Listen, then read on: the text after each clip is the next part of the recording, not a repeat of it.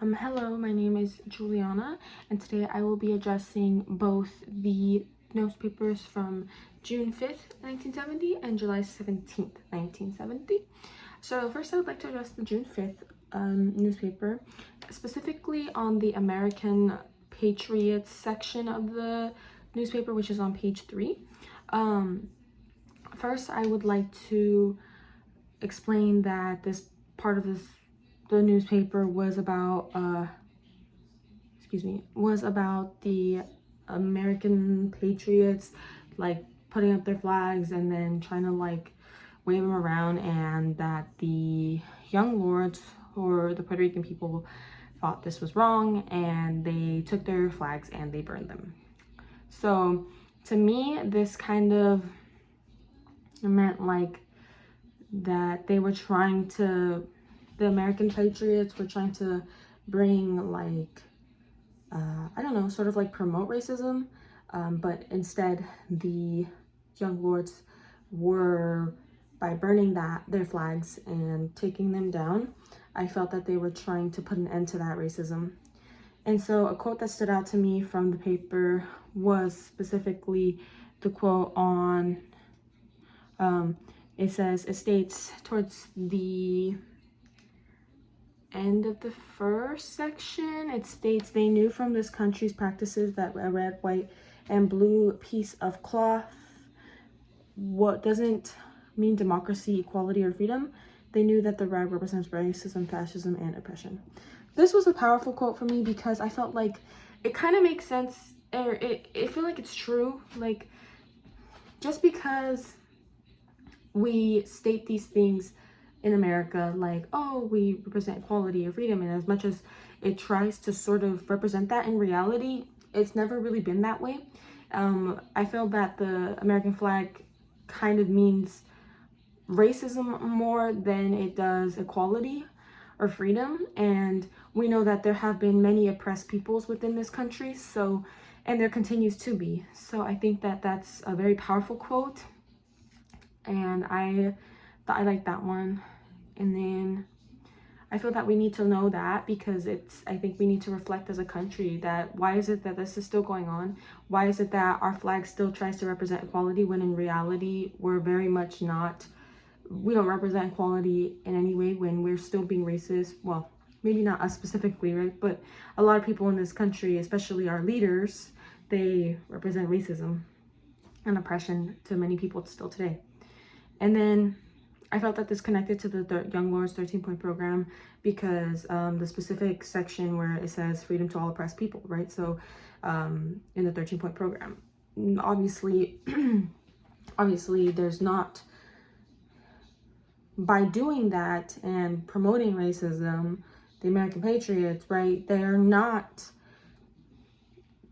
trying to give freedom to oppressed peoples. They're trying to continue to oppress the people. And so by the young lords taking their flags and burning them, it kind of means like, oh, they're trying to enact that freedom to all oppressed people from the 13-point program.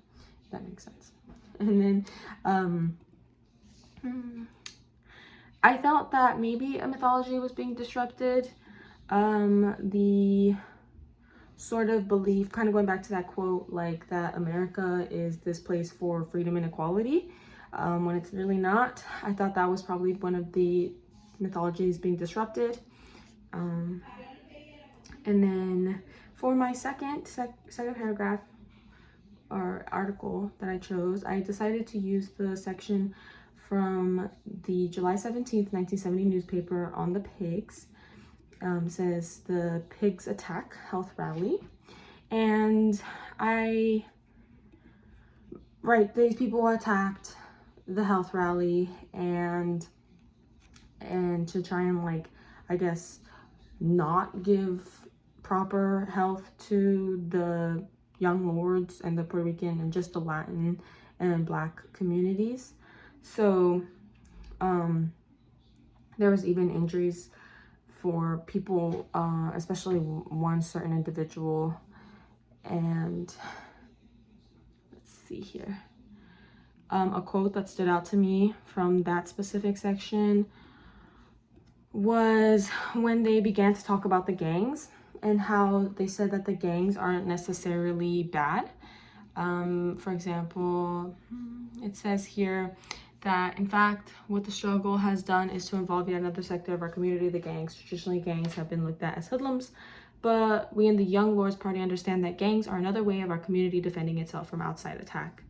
And so it also states that the gangs are trying to actively be involved in trying to get right health for the people. And so for me, this kind of meant that, like, I like this quote because it gave me a new perspective to see, like, you know, gangs are seen as bad, but in this case, they're seen as trying to help their community. And it's kind of sad to see that, you know, like, somebody that's assumed bad is the one that is trying to help, and the people that are assumed good are not helping to, you know, create a healthy environment and provide proper and necessary health care for these people. So that was an interesting quote for me today. And I think that we can reflect on that today as well to see, like, oh, like, a lot of the time healthcare still kind of sucks here, and not many people can afford to have healthcare or proper healthcare, right? So, and then that kind of goes back to the 10-point health program, right, where it talks about all this whole list of what they would want in healthcare for their people, and and it kind of just points back to that. And then I'm not sure if there are any mythologies being disrupted in this case. And then some 3 reoccurring values or themes that are being uplifted throughout the Palante issues. I feel that healthcare is definitely one of them. They really want to advocate for that. They also advocate against, for oppression as well. Like, they want against oppression. They want to free their people. So that's something that they really advocate for. And just in general, they advocate a lot for the safety of the people. They want to make sure that they're safe in every aspect, whether it be their health, their job, their community, their education. Like, they want to make sure that they're safe. And then, yeah, I just in general thought that these both were very interesting. I liked how they kind of went in depth in these newspapers to give more examples of, like, situations that happened at the time. And yeah, thank you, and bye-bye.